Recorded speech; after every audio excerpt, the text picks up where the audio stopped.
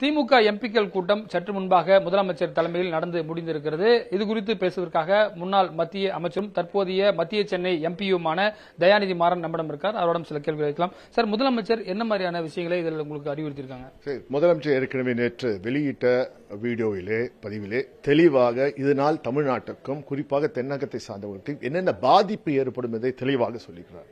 இன்னும் இன்றைக்கு காலையில் நடந்த வீடியோ கான்பரன்ஸ் காலில் சொல்றதுன்னா அனைத்து நாடாளுமன்ற உறுப்பினரும் நாளை சென்று இரு நாளும் சரி 3 நாளும் சரி தேர்தல் வேலையை விட்டுவிட்டு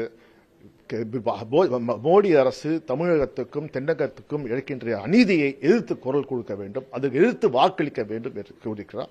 அதற்காக நாங்கள் எல்லாம் டெல்லி சென்றிருக்கிறோம். அது மட்டும் இல்லாமல் நாளை தமிழ்நாட்டில் உள்ளவர் அனைவரும் அவர்கள் இல்லத்திலே கருப்பு கொடியை கட்டி அவர்கள் எதிர்ப்பை தெரிவிக்க சொல்கிறார். அதே போல் நாடாளுமன்ற உறுப்பினர்கள் நாங்களும் கருப்பு ஆடை அணிவித்து நாங்கள் எங்கள் எதிர்ப்பை தெரிவிக்க போகிறோம். அதேபோல் எங்கள் தலைவர் அவர்கள் நமது கொத்த கருத்துள்ள தலைவர்களிடம் பேசி இந்த தீர்மானத்துக்கு எதிராக வாக்களிக்க வேண்டும் என்று கேட்டுக்கொள்கிறார்.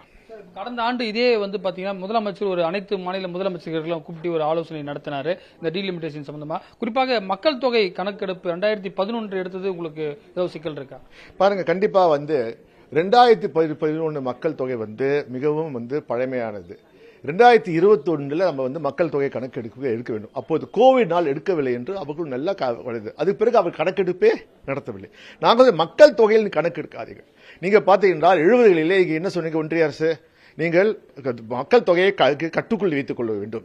ஆகையால் நாம் இருவர் நமக்கு இருவர், நமக்கு நம்ம 2 பேர் நமக்கு 2 குழந்தை போதும். நீங்க அப்புறம் என்ன சொன்னீங்க, நாம் இருவர் நமக்கு ஏன் இருவர், ஒருவர் போதுன்னு ஒரு குழந்தை சொன்னீங்க. அதனால் பாத்தீங்கன்னா தென்னக மாநிலங்கள்லாம் ஜனத்தொகையை மக்கள் தொகையை கட்டுப்படுத்திக் கொண்டார்கள். ஆனால் உத்தரப்பிரதேசம், ராஜஸ்தான், மகாராஷ்டிரா, பீகார் போன்ற மாநிலங்கள் மக்கள் தொகை பெருக்கிட்டே போயிட்டது. யாரும் அங்க கடைபிடிக்கவில்லை.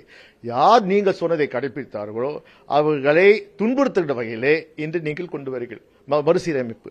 ஆனால் யாரால் பின்பற்றவில்லையோ அவர்களுக்கு நீங்கள் பரிசளிப்பது போல் அதிகமான எம்பி சீட்டுகளை நீங்கள் தருவீர்கள். நான் கேட்கிறேன், நியாயமா?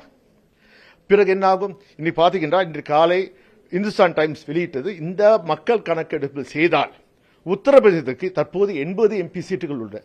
இவர்கள் மறுசீரமைப்பு செய்தால் 140 உயரும். பீகார் 40 73 உயரும். ராஜஸ்தான் 25 48 உயரும். மகாராஷ்டிரா 48 79 உயரும். மத்திய பிரதேசம் 29 51 உயரும். தமிழ்நாடு 39 51 தான். கேரளா 20 23 தான். ஆந்திர பிரதேஷ் யார் அவரை ஆதரிக்கின்றாரே, சந்திரபாபு நாயுடு, ஆந்திரா தெலுங்கானா உட்பட 42 52 தான் உயர்கிறது. அப்ப என்ன பண்றீங்க?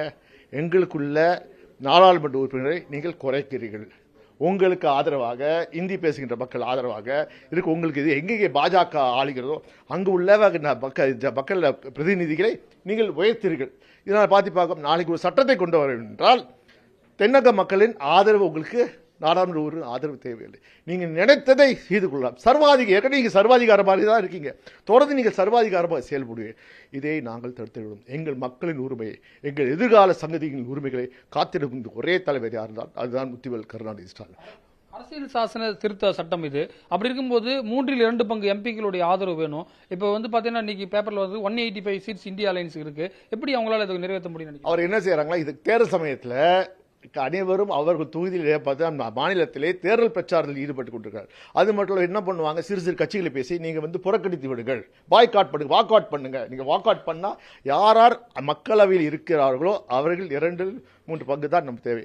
அதை தான் அவர்கள் செய்வார்கள். இதெல்லாம் பாத்தீங்கன்னா சில இது அவர் தொடர்ந்து செய்கின்ற பாணி. எடப்பாடி பழனிசாமி என்ன சொல்றாங்க, மகளிருக்கு ரிசர்வேஷன் கொடுக்கறதுல திமுக எதிர்க்குது, தோல்வி பயத்தில் இது மாதிரி பேசுறாங்க அப்படின்னு ஒரு கருத்தை சொல்லியிருக்காரு. முதுகெலும்பு இல்லாத எடப்பாடி இப்படிதான் பேசுவார். ஏன்னா அவர் பையன் மித்துன் இருக்காரு. அவங்க ஏற்கனவே மித்துன் சம்பந்தி வீட்டில் ரெய்டு நடந்தது கூட்டணி வச்சுக்கிட்டாரு. நான் கேட்கிறேன், இது உனக்கு எங்களுக்கு மட்டுமா? உனக்கும் தானே. நாளைக்கு உன் உரிமையை பறி போகுமே. நீ அதை பற்றி கவலைப்படல. உனக்கு உன் குடும்பத்தை காப்பாடு. நாளைக்கு தமிழ்நாட்டுக்கு எதிராக ஒரு சட்டம் வருகிறது. இல்லை, நாளைக்கு தமிழ் மொழியை யாரும் பேசக்கூடாதுன்னு சொல்றாங்க, ஒரு சட்டத்தை கொண்டு வராங்க. அதை எதிர்த்து வாக்களிக்க உரிமை கூட நமக்கு இல்லாமல் போய்விடும். இந்தி தான் தேசிய மொழி, இனி எல்லாரும் இந்தி தான் பேச வேண்டும், கட்டாயமாக்குவாங்க. இப்ப என்ன பண்ணுவ? நீ ஒன்றும் பண்ண முடியாத.